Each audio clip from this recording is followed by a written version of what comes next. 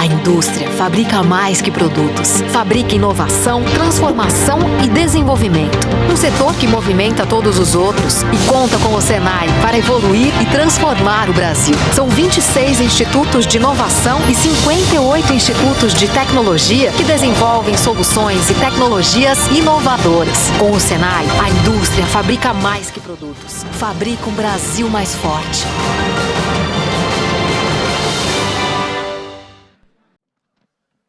Bom, a gente vai passar agora para as chamadas mesas, sem a mesa, aqui para discutir ainda o tema desse encontro agora que a gente vai ter será o mundo do trabalho nos próximos 30 anos.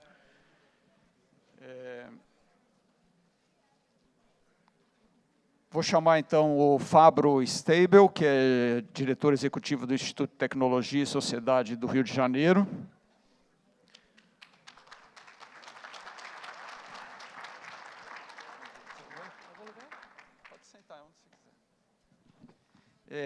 O Guilherme Thiago de Souza, que é gerente de engenharia e desenvolvimento da Robores do Brasil.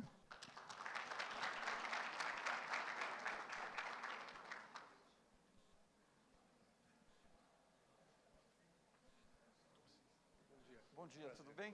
Senta aqui, por favor. E o Luiz Arruda, que é diretor da consultoria WGSN Mindset.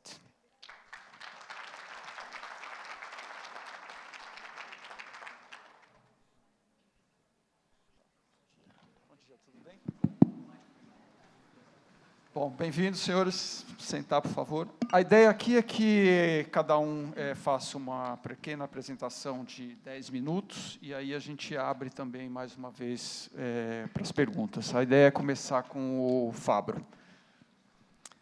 Olá a todos, é um prazer estar aqui. Meu nome é Fábio Steibel, eu sou o diretor executivo do ITS Rio, Instituto de Tecnologia e Sociedade do Rio, e a gente trabalha para identificar causas que ainda não existem seguidores na área de tecnologia e sociedade.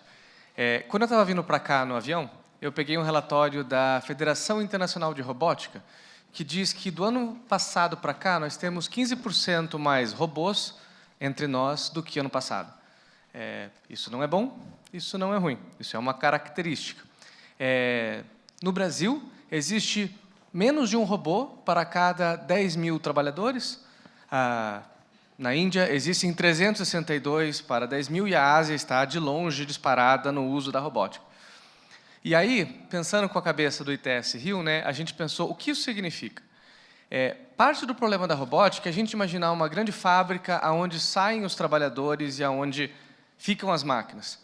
Mas daí eu lembrei do artesanato. E eu lembrei da quantidade de artesãos que eu conheço, que com Lego, madeira ou makers, fazem robôs que ajudam eles a fazerem ainda mais artesanatos.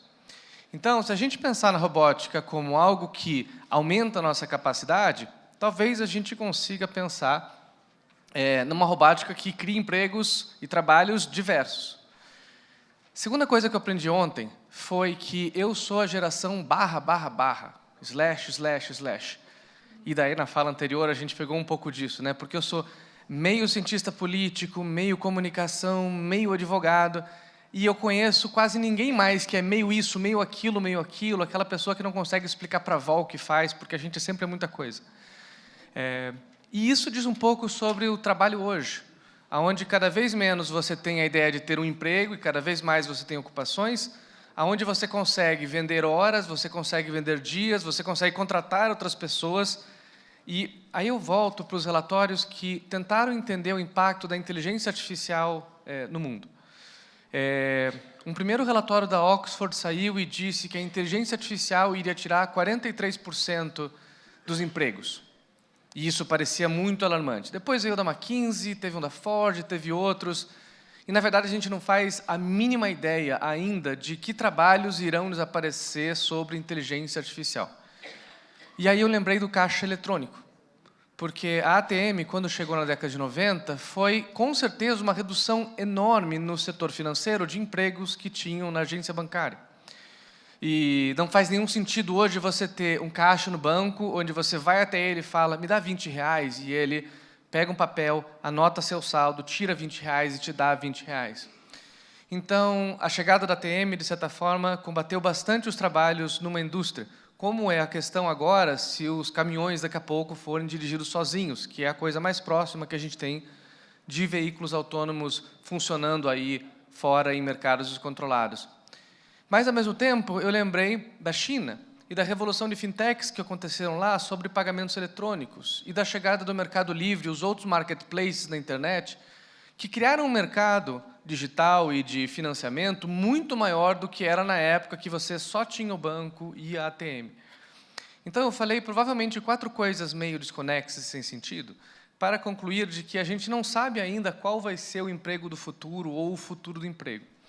O que a gente sabe é que vai acontecer uma transformação e a transformação vai acontecer muito mais rápido do que a gente estava imaginando. Eu gostava, até semana passada, de utilizar um exemplo de que quantos bebês clonados geneticamente ou modificados geneticamente vocês conhecem. E eu não conhecia nenhum caso.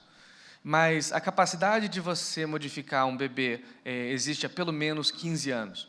Como a transformação ela foi lenta, isso significa de que houve muita discussão e governança sobre será que nós devemos editar genes humanos, sim ou não.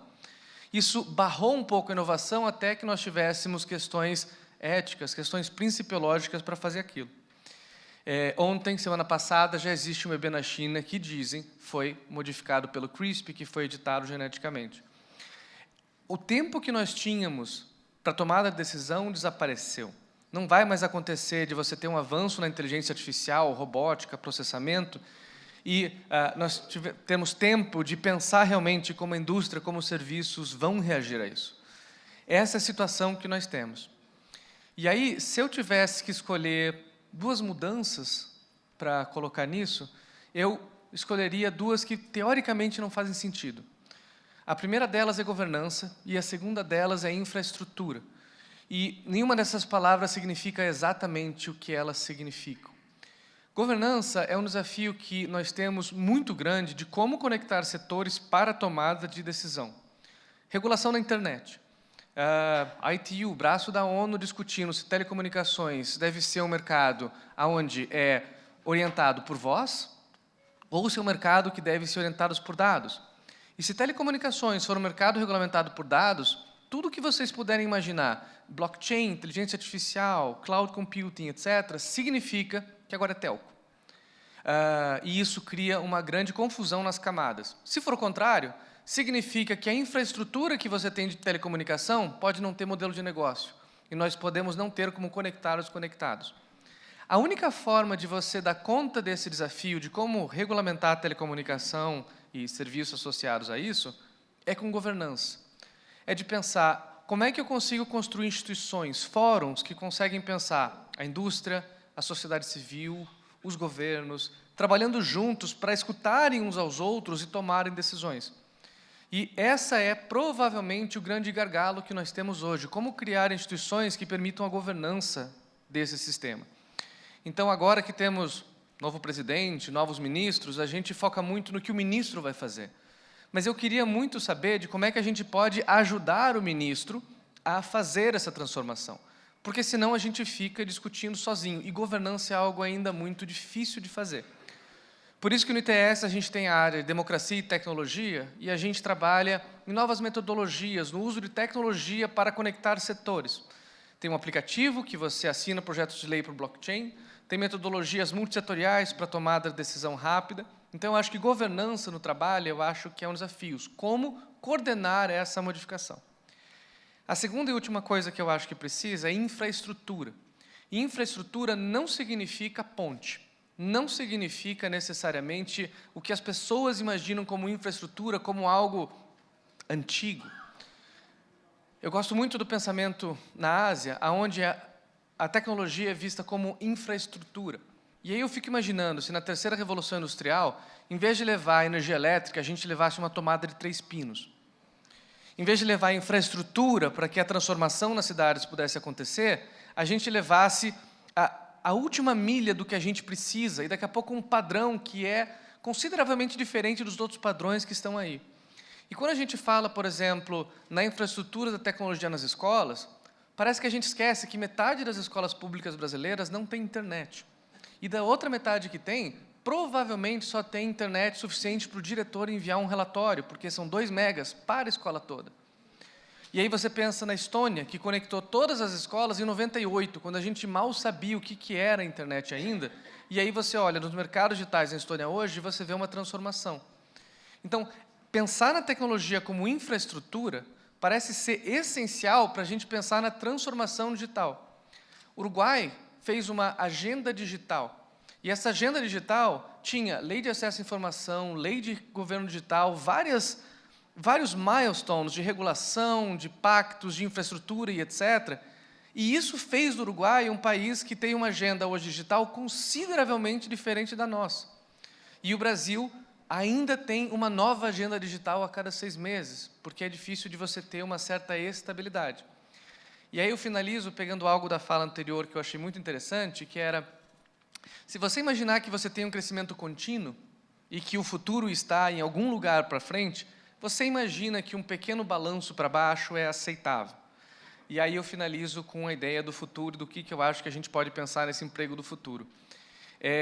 Eu acho que, se nós pensarmos na governança do que é o trabalho, nós começamos bem. Porque a gente vai pensar não só na indústria automobilística, mas também no artesão. Esquecendo uma das partes, provavelmente a gente cria uma sociedade pior. E a segunda coisa é a infraestrutura. O Japão se preparou para ter internet sobrando, e hoje ele não precisa ter data caps, ele não precisa ter internet por quilo, vender por quantidade, porque sobra internet.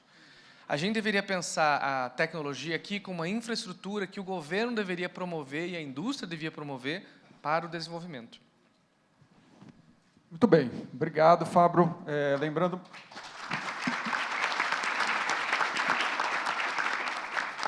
Lembrando mais uma vez que continuamos abertos às perguntas aqui. Vou chamar, então, o Guilherme, por favor. Bom dia a todos, senhores e senhoras. É um prazer estar aqui com vocês, poder aprender muito, né, com as pessoas que vêm aqui dividir o conhecimento, experiências, né, a nível mundial, conhecer coisas que estão à frente, coisas que já passamos, né, e validar. Bom, sobre o trabalho nos próximos 30 anos, tá? Sou engenheiro, trabalho com tecnologia. Assim como o colega Fábio, eu também enfrento o problema de uma formação errática, né, vista de forma tradicional, onde eu acabei fazendo vários cursos em várias áreas, que nem sempre, né, diretamente se complementavam, mas hoje fazem sentido na minha carreira. Né? E foi difícil, porque eu não consegui encontrar, me identificar, porque as pessoas seguiam o princípio antigo que os nossos pais nos passavam. Siga uma carreira até o final da sua vida, né, e celebre isso.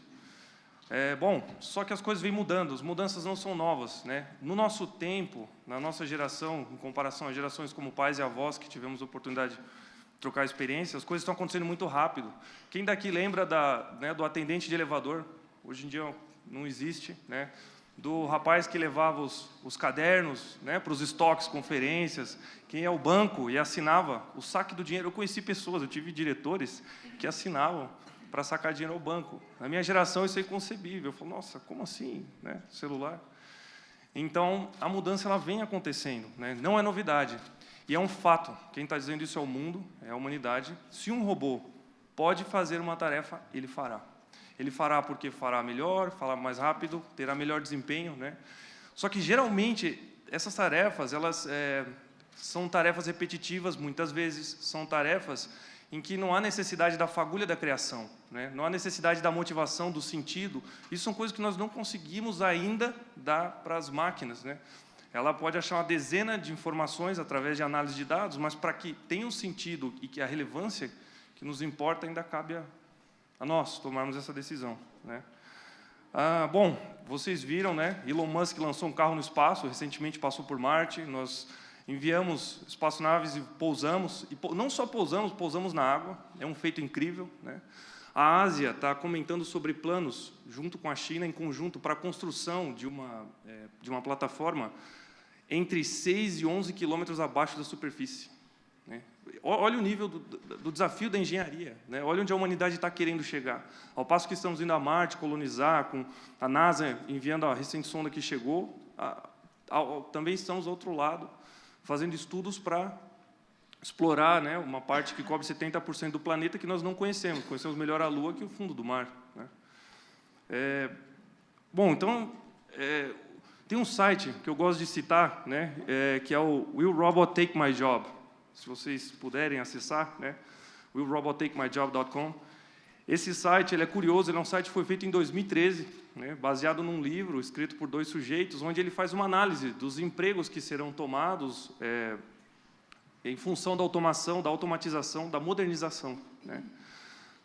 E assim, o que fica claro nesse cenário? Na primeira revolução industrial, a tecnologia ela veio como um complemento, certo? Então nós tínhamos coisas que hoje, né, são da época dos meus avós, assim, locomotivas, máquinas a vapor, tear, foi uma máquina de muita relevância, mas elas complementavam a atividade humana. Na atual revolução enfrentada pela nossa geração, os problemas, as decisões que nós temos que tomar, elas são em relação à tecnologia como substituição, né? Seja, eu tenho trabalhado em diversas indústrias, né? Isso é curioso, porque às vezes as pessoas perguntam o que a Robotics faz, onde a gente está? A gente está na indústria que corta carne, a gente está na indústria que faz margarina, a gente está na indústria que faz carros, a gente está na indústria aeroespacial, né? Então, todas as indústrias têm olhado, umas mais, outras menos, né? Mas têm olhado para isso, então, e todas têm esse ponto em comum, né? A substituição da tarefa humana, né? Só que assim, pô, Guilherme, e o que vai acontecer, né? O futuro do emprego, né? A renda universal básica, o que vai acontecer? É a questão do medo, né? De perder o posto, de perder o trabalho, mas eu acho que a gente tem que virar a chave e olhar contra os olhos, com a questão de que a mesma tecnologia que pode estar nos tirando trabalhos que eram danosos ao homem, ninguém gosta de ficar empilhando caixa, cortando carne, esfregando avião, pintando avião, alinhando avião no braço. Poxa, são coisas que usam nossas formas físicas, né? Vamos usar o que nos diferencia, né? O nosso raciocínio e todas as nossas faculdades cognitivas e utilizar principalmente isso daqui, ó, né? Hoje, não sei se vocês já repararam, mas nós temos no nosso bolso mais poder computacional do que cálculo da trajetória lunar, né, feita pelos russos, pelos americanos, né, há cerca aí de 50, 60 anos atrás, né. Então, isso aqui é um excelente portal para garantir o nosso futuro, né. O que eu quero dizer com isso? Eu quero dizer que o ensino tradicional, ele já não atende mais às demandas, como já foi falado, acho que é de conhecimento a todos, né. É um problema que a educação vem enfrentando. Como eu me reinvento, né? Vamos falar de 3 tecnologias novas, todo mundo ouviu, palavras legais.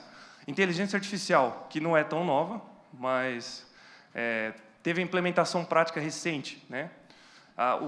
O blockchain, que é uma tecnologia que está há cerca de uns 10 anos, certo? Existente na prática, tá? Vamos falar de prática, não do conceito acadêmico, teórico, mas execução, aplicação, implementação, entrega de um resultado, né?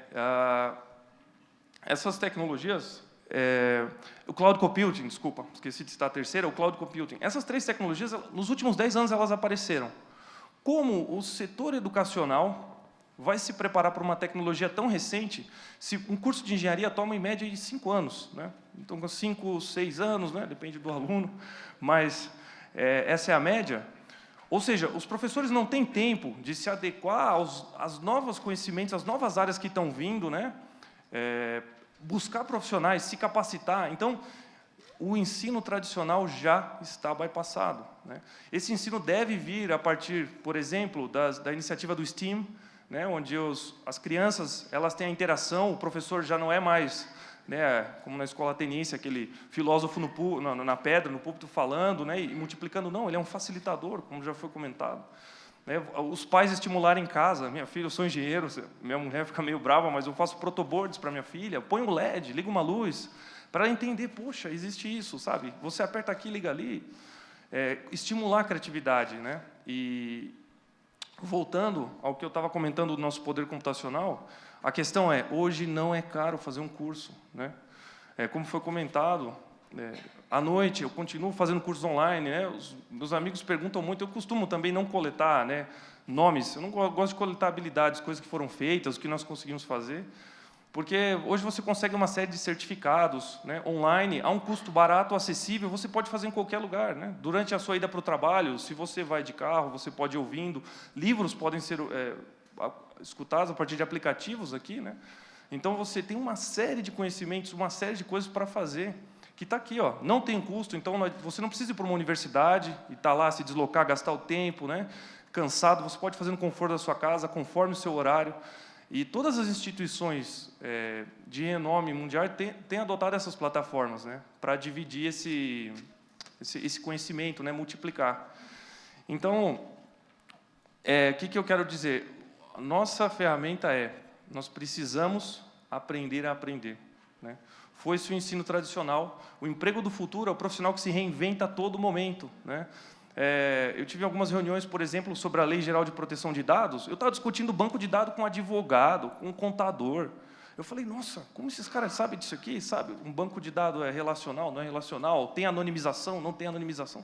Com advogados. Então, tem sido muito rico, né, essa nova criação das carreiras não tradicionais, né? Você pode ser um médico que pilota robôs em cirurgia, né? Você pode ser um profissional de produtos, né? Um engenheiro de produtos, engenheiro de materiais, em que você cruza diversas áreas, pega resultados diferentes. E é aí que consiste o fato que a máquina não vai conseguir tomar.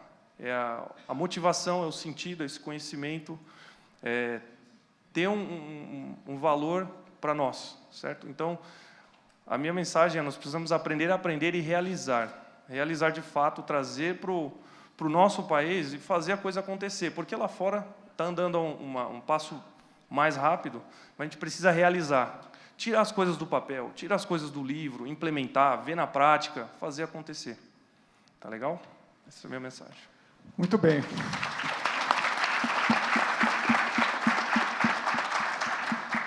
Obrigado. Passo a palavra para o Luiz, então. Bom dia, é um prazer estar aqui, ouvir vocês falarem. É incrível que vocês falando, foi vindo muita coisa na minha cabeça, muito do que a gente estuda e trabalha no nosso dia a dia. Meu nome é Luiz Arruda, eu sou head da WGSN Mindset para a América Latina. Para quem não conhece a WGSN, rapidamente, a gente é uma empresa líder em pesquisa de tendência de comportamento. Então, somos uma empresa global também, temos 20 anos de história, espalhados aí em 86 países. E a base do que a gente faz é exatamente buscar expressões originais, se eu puder colocar assim, esse é um termo bem complexo, né, difícil, de comportamento, né? Então, novas demandas, novas formas de se expressar a identidade, novos valores e por aí vai, principalmente de novas gerações também, mas não só delas. São mais de 350 experts que a gente chama, né? Profissionais com backgrounds distintos, antropólogos, sociólogos, cientistas sociais, engenheiros, designers e por aí vai, mapeando essas expressões, exatamente a recorrência dessas expressões que faz com que a gente entenda o que eu sempre gosto de falar, de dicas que o presente dá sobre o futuro para a gente, né? Quanto mais recorrentes em diferentes regiões ou em diferentes segmentos e indústrias, mais a gente entende que a gente está vendo um comportamento que vai ganhar mais tração no futuro e se tornar mais mainstream, se eu puder colocar assim também. Dito isso, fala um pouco sobre...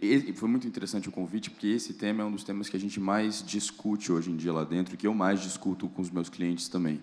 Justamente porque acho que a gente vive empiricamente um momento onde os modelos antigos, tanto de educação, da academia, quanto do trabalho em si, eles, de fato, não são mais tão bem-sucedidos para o mundo do trabalho e para as competências que são requeridas hoje.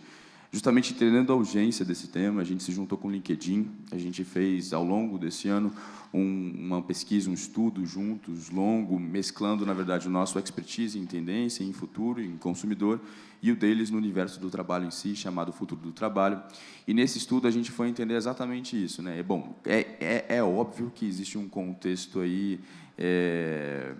de falta de fit da maneira como a gente se capacita hoje, digamos assim, desde o nosso ensino fundamental superior e da maneira como a gente pensa, recruta, retém talento dentro das indústrias e dos formatos que a gente trabalha, né? Então, vendo isso, a gente foi estudar, foi entender consumidor, foi entender Brasil e mundo, para descobrir, então, bom, enfim, se a gente não tem mais esse fit claro, qual é o futuro do trabalho e como que a gente consegue, de fato, fazer essa ponte presente e futuro, digamos assim. O que a gente entendeu, e aí foi muito interessante ouvir a fala de vocês e do Xi também, o que a gente entendeu foi que o futuro do trabalho, apesar de cada vez mais tecnológico, acho que cada um de vocês pontuou isso de uma forma, o futuro do trabalho é essencialmente humano. essencialmente humano, né? A tecnologia sempre existiu, e esse binômio tecnologia e homem sempre existiu ao longo de todas as revoluções industriais, como complemento ou como substituição. E a tecnologia tende a ser vilanizada muitas vezes, né? E a gente se esquece exatamente, a gente desaprende, né? Para de aprender, para de se lembrar das nossas próprias competências, do que de fato nos torna mais do que de fato nos torna humanos, o que a gente descobriu. E isso indo desde lá de trás. Tem um autor muito conhecido chamado Jeremy Rifkin, que escreveu The End of Work, O Futuro dos Empregos, e ele já na década de 90 falava isso, né? Ele já falava, realmente, o futuro do trabalho vai ser sempre humano, né? A máquina, ela libera a gente para que a gente desenvolva as nossas competências que, de fato, nos tornam únicos, como a criatividade e tantas outras, e principalmente esses soft skills, que a gente esqueceu também por muitas vezes, e hoje em dia a gente vê a relevância deles como inteligência emocional, como empatia, como capacidade de colaboração, e por aí vai. E a gente foi entender exatamente numa perspectiva presente e futura como esse trabalho essencialmente humano vai se desdobrar aí no futuro. Então, a gente mapeou 10 grandes competências. São competências que a gente vê em gerações mais novas. A gente fala da geração millennial, que é a geração //. Eu também tenho 3 graduações. É uma história completamente... Demorei até entender que não existia um caminho único, né? Porque talvez é o jeito que a gente tenha sido doutrinado lá atrás. Mas o que é interessante, a gente foi mapear exatamente a trajetória da construção dessas 10 novas competências. E, dentre elas, eu cito de novo, criatividade, que, de fato, não é algo completamente... não pode ser mimetizado, de fato, pela tecnologia, capacidade de colaboração, compartilhamento, inteligência emocional e por aí vai. Como é que a gente consegue, hoje em dia, desenvolver essas novas competências? O que é bacana da gente entender é que, claro, ainda falta muito, ainda temos muito para caminhar, mas a gente já vê iniciativas interessantíssimas do ponto de vista pedagógico, né? Então, escolas funcionando de uma forma distinta, né? Não mais nos modelos encaixotados e tradicionais pedagógicos, escolas e universidades, né? Então, a gente vê escolas funcionando quase como startups, exatamente onde você aprende por projeto, por colaboração, por tentativa e erro, iteração, trazendo, obviamente, metodologias que são talvez não ortodoxas, digamos assim, mas trazendo design thinking e gamificação para dentro da sala de aula, a tecnologia, de fato, como uma ferramenta, né, dessa história, e desenvolvendo uma série de outras capacidades e competências, principalmente essas 10 que estão aí no estudo. Aliás, o estudo tem um site aberto, futurodotrabalho.com, para quem quiser ver. E a gente foi entendendo também como isso se desenvolve não só nos mais jovens, mas como isso se desenvolve também já em pilotos interessantes de universidades. Você vê a Yale agora, que tem um centro de inteligência emocional, que faz pesquisas e estudos sobre isso, e que, de fato, incorpora também esses conteúdos em outras grades e por aí vai. E a gente começou a entender também como isso é interessante, porque já é um sinal de mudança. De novo, dicas que o presente dá sobre o futuro, né? Então, de fato, esses pilotos, essas iniciativas, já mostram para a gente, já apontam para a formação de um outro profissional. E não uma formação clássica, como a gente sempre teve, como a gente foi doutrinado para ter, e depois esse choque no universo de trabalho, de entender que outras competências são fundamentais, que não é só sobre hard skills, né, que é sobre soft skills, que é mais sobre a sua trajetória do que as marcas que você coleta, como o Xi bem colocou, etc. Então, é interessante ver esses inícios de conversa acontecendo na academia, mas também no mundo do trabalho, né? Então, a gente começou a analisar também novos formatos de trabalho, muito foi conversado sobre isso. E é fundamental entender, né? Então, quando a gente fala de trabalho sob demanda, quando a gente fala de trabalho remoto, enfim, como tudo isso, na verdade, já é uma realidade em economias consolidadas, já é uma realidade para gerações mais novas do Brasil também. Quase metade da população americana já trabalha remota, ou freelancing, ou algum outro tipo de formato, digamos assim. Então, a gente avaliou esses novos jeitos de trabalhar, novos ambientes de trabalho também que incorporam essas competências que a gente tem falado, essas soft skills que a gente tem falado também, muito mais flexíveis, muito mais multipropósito, muito menos hierárquicos, muito mais literalmente abertos, né? Então, fica muito claro, principalmente quando a gente fala de tech companies, por exemplo, como elas, de fato, talvez aterrissem melhor esses conceitos, e também novas métricas de sucesso. O Xi colocou muito bem, não? Então, tem um fim da história que é como você mede isso tudo. Ainda é novo para a gente essa história. Não tem mais a receita de bolo que existia no mundo do trabalho, etc., antigamente, né? Então, como é que você remunera, como você retém, como você capacita também. Acho que Enfim, como isso tudo está mudando já, de fato. Eu não vejo um cenário catastrófico, pelo contrário, eu vejo um cenário de que, pelo bem ou pelo mal, a gente vê companhias se preparando, a gente vê instituições se preparando também, essa mudança é inevitável. O que é muito interessante trabalhar com pesquisa de tendência e sempre ser a voz do consumidor, eu sempre represento para os meus clientes a voz do consumidor, é entender, e isso é brilhante, é entender que se a gente não oferece a solução, que muitas vezes a gente, eu digo como grandes companhias, como veículos de mídia, por aí vai, como o governo, o consumidor se auto-organiza, aprende sozinho, e principalmente essas novas gerações que estão chegando têm uma capacidade gigantesca, né? Porque tem um ferramental como nunca tivemos antes, né? Antes o mundo cabia numa enciclopédia, agora o mundo cabe no instante que você aperta Enter e pergunta alguma coisa. Enfim, essas próprias gerações vão se auto-organizar, vão descobrir soluções, já estão descobrindo soluções, etc. O empreendedorismo jovem, aqui no Brasil também é uma realidade, enfim. Acho que a mensagem final que fica, que eu quero deixar para vocês, é exatamente isso, né? Como sempre, no fim das contas, e contestando o Will Roberts Tem My Job, que esse site é sensacional. Outro dia eu vi que quem é um Machine Shoe Operator tem 97% de chance, está condenado, como o site diz, 97% de chance de ser completamente dizimado o novo ascensorista, digamos assim, como você estava colocando. A mensagem que para mim fica, e o que a gente realmente acredita como resultado desse trabalho, é que o futuro do trabalho, dessa pesquisa, que o futuro do trabalho será sempre humano, ou pelos próximos 30 anos, pelo menos, ainda existem competências inegáveis, que são nossas, e mais, né, a tecnologia é uma aliada nessa história. Como o Jeremy Rifkin falava, ela libera a gente para desenvolver essas características, esses soft skills, e colocar a gente, de fato, para fazer o que a gente faz de melhor. Muito bem.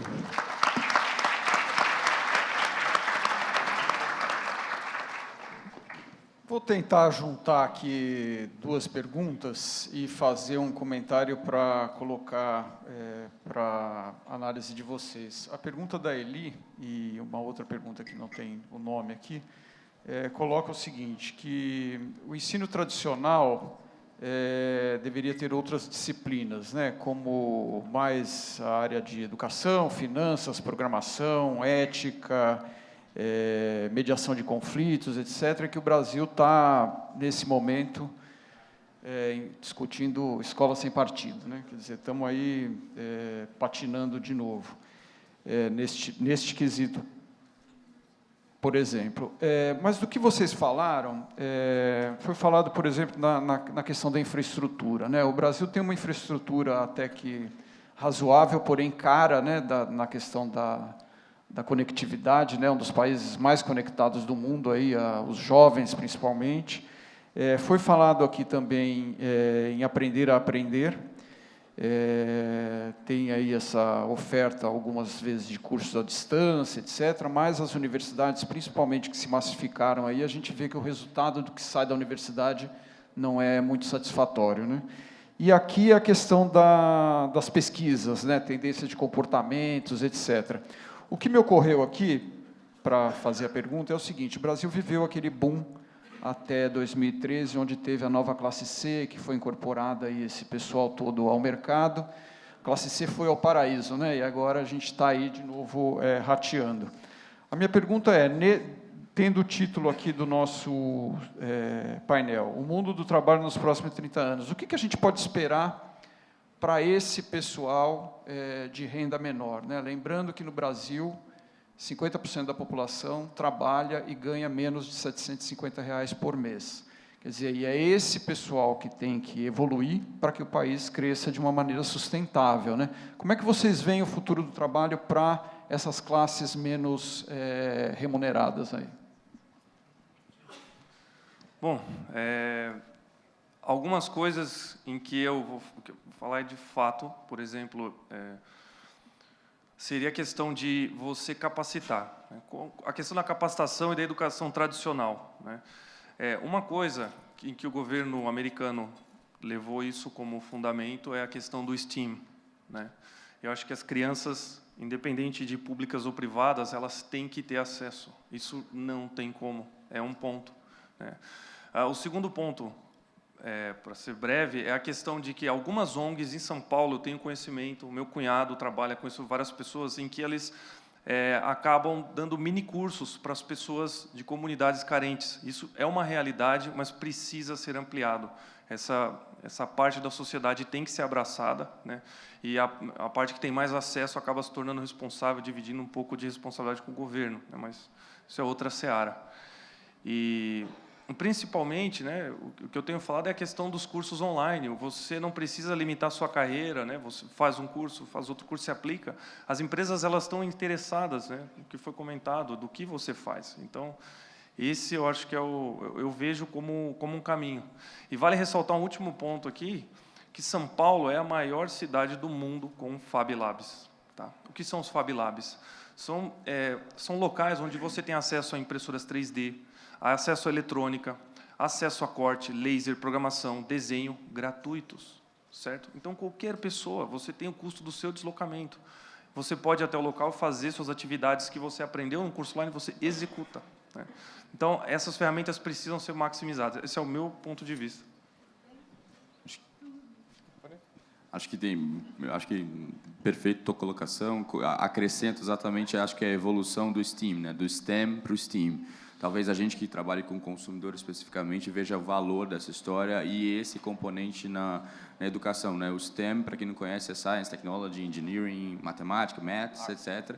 E aí, por muito tempo, o desenvolvimento, enfim, muitas escolas entenderam que estava faltando exatamente essas competências mais criativas, se eu puder colocar assim. E do STEM fomos para o STEAM, colocamos um A nessa sigla que tem a ver com artes, de fato. Acho que tem um papel fundamental nessa história que a gente desenvolver essas competências também mais criativas. E um último ponto fundamental também de colocar, e eu sei que aqui é muito guardadas as devidas proporções, é entender o papel da tecnologia como democratizadora, de fato, da educação e da informação. Hoje em dia, apesar dessa questão complicadíssima que a gente tem conjuntural, etc., a tecnologia, de fato, chega a muito mais espaços do que chegava antes, etc., mais smartphones que brasileiros e por aí vai, né? Então, de fato, existe um papel aí interessante em entender que dá para chegar mais fácil, em soluções mais rápidas, mais velozes, etc., e que talvez não, pelo sistema que a gente tem, infelizmente, a gente não vai dar conta completamente de um ponto de vista mais... a gente precisa de alternativas, né? Alternativas que têm a ver com empresas, que têm a ver com setores mais, enfim, que tem mais, já se desenvolveram e por aí vai. Eu, se tivesse que falar uma coisa, polêmica, mas eu acho que a gente deveria favelarizar as cidades. Explico. Quando eu dou aula de cidade inteligente, eu geralmente mostro a Baixada Fluminense, a Rocinha, porque eu falo, esse é o melhor sucesso que eu tenho de parceria público-privada que eu aprendi a conhecer. A Barreira do Vasco, lá no Rio de Janeiro, quando começou, teve uma senhora, Eunice, ela foi lá para cima do morro e puxou a água e levou até lá. E todo mundo que foi chegando foi colocando a manilha, foi colocando a água e foi construindo aquela cidade. Comparado com o bairro onde eu moro, eles são muito mais eficientes em usar recursos e construir uma comunidade, um serviço, do que seria a minha cidade. O problema é que o Estado ele chega muito depois. E aí você tem vários problemas associados àquilo que depois é um imbróglio muito difícil de você desenosar. Então, pensando em trabalho e pensando nesses desafios, eu acho que nós devemos olhar para as inovações que estão vindo dali e levar a tecnologia como infraestrutura para lá, que é a ideia do Gilberto Gil, do Ponto de Cultura, que em vez de eu abrir um edital para quem me manda cultura, onde tiver cultura, eu levo a internet. E isso gera uma multiplicidade de pontos de vista, de produtos muito interessante. Até onde eu sei, a única moto que funciona a água, que eu já vi funcionar no Brasil, foi feita na favela. E eu nem imaginava que dava para fazer uma moto que funcionasse a água, né, que é com uma bomba de hidrogênio e etc. Então, eu acho que favelarizar a inovação significa de pensar nesses lugares onde você tem uma comunidade superativa, mas carente de infraestrutura, de levar essa tecnologia até lá. Aí o Fab Lab faz muito mais sentido, porque daí você pega a produção têxtil, a produção de artesanato e outras que existem lá, e aí bomba. Uma pergunta aqui, aliás, duas perguntas de pessoas diferentes, que inclusive diferente da que veio no painel do Xi também, preocupadas aí com a tendência do trabalho pelos próximos 30 anos para as pessoas acima de 50 anos. Né? Na visão de vocês, a Maria da Penha aqui pergunta, Por que essas pessoas são tão discriminadas no mercado, sendo que, teoricamente, elas têm skills importantes aí acumulados durante a vida profissional? Vou. Bom, quando a gente trabalha com pesquisa de tendências, inicialmente, o primeiro mapeamento que a gente faz é entender gerações, né? Então, esse desenho geracional e entendendo que diferentes grupos geracionais têm diferentes sets de valores por causa do contexto em que nasceram e se desenvolveram, tanto político, cultural, econômico e tecnológico, tem aí um set de competências mais fortes, de uma forma óbvia que eu estou generalizando aqui. Então, quando a gente fala de gerações mais velhas, como os baby boomers e a geração X, etc., a gente vê que de fato cresceram e se desenvolveram e se capacitaram em um momento muito distinto do que a gente vive hoje, né? Um dos clashes que a gente vê mais fortes nos nossos clientes é justamente que grandes companhias normalmente foram fundadas e criadas e tiveram sua cultura desenvolvida e valores por essas gerações, e a distância que dá hoje, o clash e o ruído que dá com gerações mais novas que vêm de fato com outro mindset, outros valores, etc. Acho que essa discriminação que existe no geral com a força de trabalho mais velha vem exatamente normalmente, aqui generalizando de novo, dessa distância de valores, de competências desenvolvidas. A gente discutiu isso muito, né? Antes era sobre fazer uma única coisa pelo resto da sua vida, né? Uma grande competência, um olhar talvez que seja menos reflexivo, etc. E hoje em dia, na verdade, isso é quase impossível, né? Você vai sucumbir se você não for múltiplo em vários aspectos, se você não for barra em vários aspectos. Então, acho que tem essa questão, primeiro, de uma distância, de fato, geracional. Mas o que a gente já tem visto hoje, o Chico colocou muito bem, essa questão do lifelong learning, né? Isso, do ponto de vista de pesquisa de tendências, é um dos movimentos que a gente tem visto mais forte, de você nunca parar de se capacitar de fato, e aí esse gap, digamos assim, né? Você cria uma ponte, de fato, para capacitar ou para colocar novos skills aí no repertório de gerações outras, né? Não essas gerações que estão entrando no mercado de trabalho agora. Eu acho que tem um problema de governança e um problema de infraestrutura. Então, eu lembro da Finlândia, que ela criou o Conselho do Ancião, né? Não sei como é o nome em finlandês. Mas era basicamente o seguinte: qualquer política pública que tivesse alguma interação com pessoas acima de certa idade tinha que passar para lá para palpite. E aí eu imaginei o plano, por exemplo, de aumento de plano de saúde, que ninguém se deu conta na hora de aprovar, que tinha uma camada da população que ia sofrer bastante com aquele reajuste. Então, como você não tem governança, onde você tem pessoas de mais idades, onde elas participem do processo, ou elas são chefes, ou elas são desempregados, porque parece os dois estereótipos mais comuns, fica difícil de você imaginar que tem que ter espaço também para a pessoa de mais idade.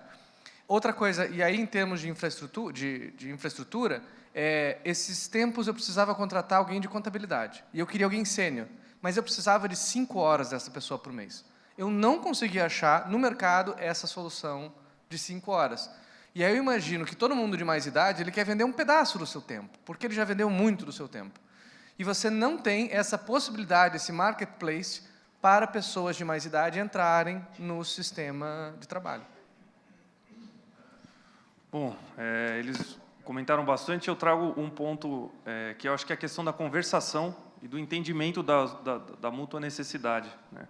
Eu acho que os profissionais, já com uma certa idade, eles têm muita experiência para trazer, e eu acho que o que falta é um pouco da questão da conversação e do entendimento, né? Porque o mercado atual é um pouco rápido, o jovem ele é tipo, não, vamos fazer agora, isso aqui, aquela correria, né? O profissional um pouco mais sênior, ele é calmo, sereno, então acho que aí gera uma pequena barreira que tem que ser vencida. Mas fora isso, em termos de habilidade, eu não vejo questão de preconceito, até por ficar abismado de chegar numa fábrica uma vez.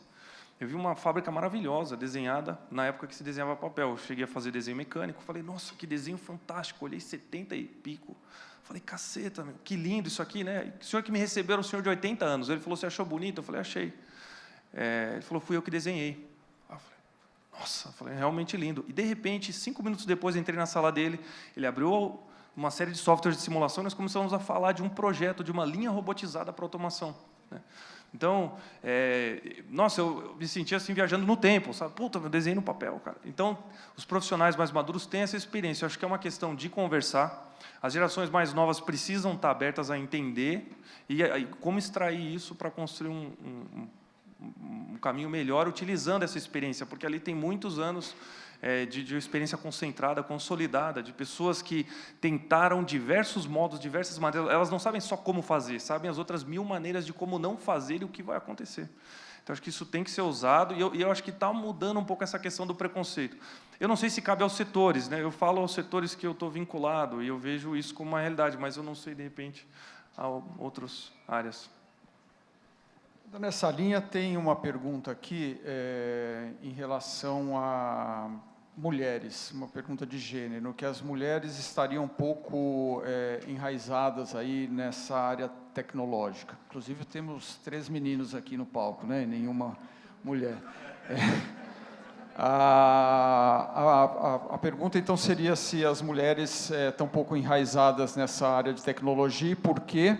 E aí eu emendaria com uma pergunta aqui para o feito ao Guilherme, que a pessoa pergunta se no futuro próximo inteligência artificial e robótica poderiam substituir cargos aí em áreas que hoje são exercidas por humanos. Aí ela cita recepcionistas e secretárias, por exemplo, que são profissões aí normalmente vinculadas às mulheres também. Olha, a respeito das mulheres, o meu ponto elas estão participando do mercado, tenho orgulho de ter visto em todos os setores, seja em piloto, seja em engenharia, seja em desenvolvimento, materiais, impressão, própria robótica. Eu tive algumas viagens, eu trabalhei por um tempo em uma empresa japonesa, então eu tive nos Estados Unidos conversando com uma especialista mulher fantástica.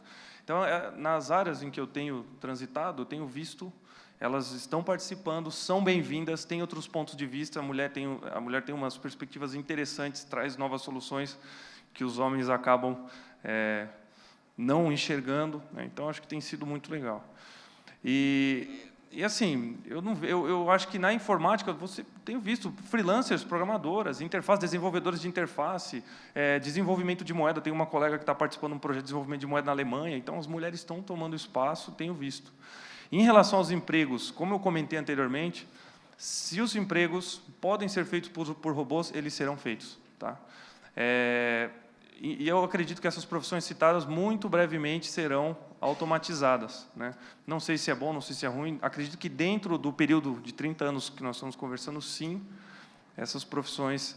vamos olhar no site, né?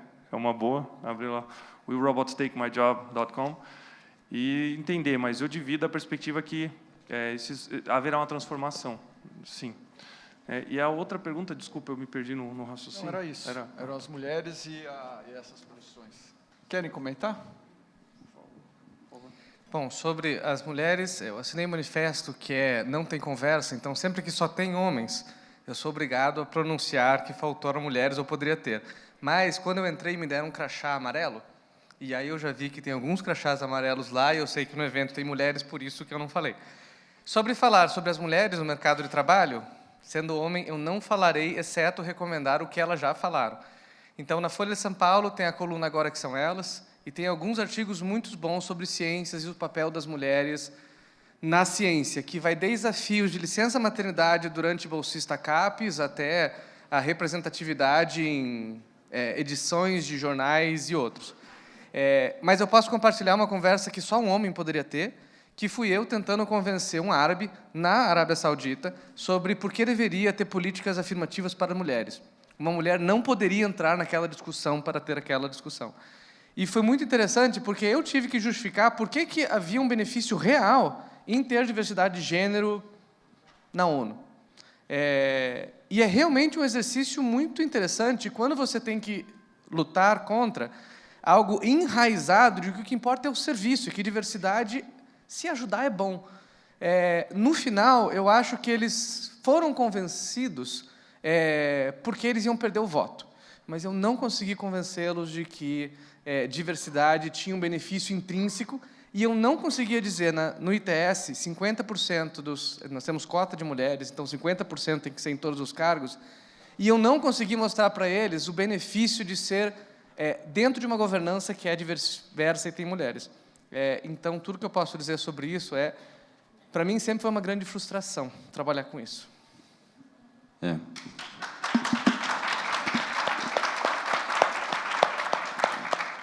Eu ia dizer a mesma coisa, eu não tenho lugar de fala, eu não sou mulher, Acho, sim, que existe a diversidade, e aí eu digo como para qualquer minoria, historicamente silenciada. Isso é um tema super difícil, mas a diversidade, de fato, ainda temos um longo caminho para trabalhar em relação à diversidade. Acho que existe preconceito para caramba em relação a mulheres e tantos outros grupos, sim. Acho que é uma questão estrutural muito maior mesmo, né? Não é só uma questão social, simples. E é isso, falta lugar de fala e falta essa noção, e talvez seja aí uma das raízes importantes dessa história, do quão importante é a diversidade para a inovação e para tantas outras coisas. O diverso é, de fato, da onde nasce inovação. A IDEO tinha uma metodologia que eles chamavam de The Weird Chair, né? Então, eles iam lá discutir sobre um determinado assunto, imagina o setor automobilístico, e eles botavam alguém, um sociólogo, ali, de fato, que tinha uma visão, um olhar completamente virgem em relação àquele assunto. Acho que falta a gente entender a beleza e a urgência da diversidade, mas, em relação às mulheres, eu só posso dizer que é maravilhoso trabalhar com elas. A minha empresa é de líderes femininas, então, mas não sou mulher, então não comento mais do que isso também. Muito bem, no próximo bloco teremos mulheres aqui.